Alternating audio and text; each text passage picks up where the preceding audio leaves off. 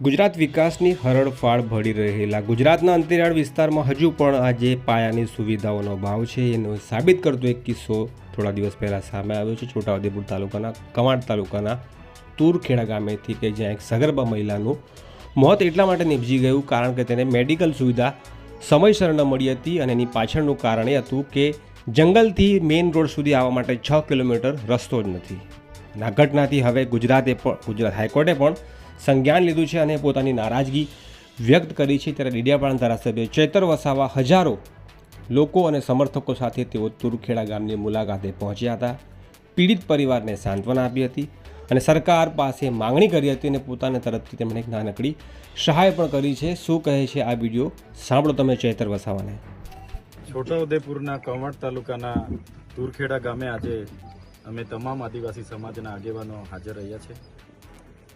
જે પરિવારની યુવાન દીકરી જે સગર્ભા હતી, પ્રસૂતિની પીડા થઈ અને અહીં રોડ રસ્તાની સુવિધા ન હોવાને કારણે, આરોગ્યની સુવિધા ન હોવાને કારણે, એમ્બ્યુલન્સની સુવિધા ન હોવાને કારણે ગામના યુવાનો એને ઝોલી કરીને લઈ જતા હતા અને રસ્તે જ્યારે એનું દુઃખદ મૃત્યુ થયું છે ત્યારે એમના પરિવાર પર આવી પડેલા દુઃખમાં એમને પ્રકૃતિ શક્તિ આપે અને એમની આત્માને શાંતિ આપે એના માટે અમે સૌ અહીંયા એમની મુલાકાતે આવ્યા છે।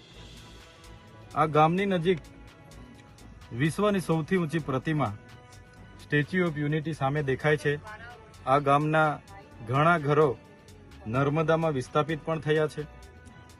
સરકાર એક બાજુ આઝાદી કા અમૃત મહોત્સવ મનાવે છે, મહિલા સશક્તિકરણની વાત થાય છે, સમાનતાની વાત થાય છે, તો આ એક વરવી વાસ્તવિકતા છે। ગામમાં આવીને અમે જાણ્યું કે અગાઉ પણ આવી રીતના 3 થી 4 બનાવો આવી રીતના જ મરી ગયા છે।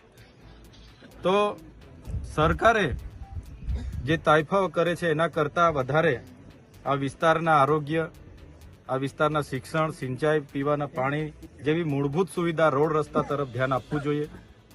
અમે ઘણા દુઃખી છે, અમે પોતે આ ઘટનાથી શરમથી અમારું માથું નમી જાય છે, છતાં આ પરિવાર પર આવી પડેલા દુઃખમાં એની નાની દીકરી જે આ 5-6 દિવસની છે એની વેદનાનું તો અમે બધા કલ્પના નથી કરી શકતા, પણ પરિવારની અમે સાથે છે।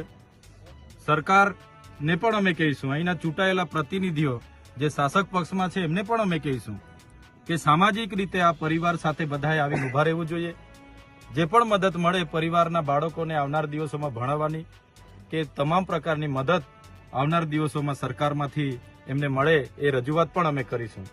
સાથે સાથે આ ગામમાં આંગણવાડી નથી, પ્રાથમિક શાળા નથી, આ ફળિયામાં આવવા માટેના કોઈ રોડ રસ્તા નથી ને આ મૂળ ગામ છે, ત્યારે એ તમામ પ્રકારની સુવિધાઓ આવનાર દિવસોમાં સરકાર અહીંયા કરી આપે એ અમારી માંગણી રહેશે। રોડ રસ્તાથી માંડીને તમામ સુવિધાઓ આ જ વર્ષે આ ગામમાં સરકાર આપે એ માંગણી રહેશે। અગર સરકાર નથી આપતી તો આવનાર દિવસોમાં જલંદ આંદોલન પણ થશે।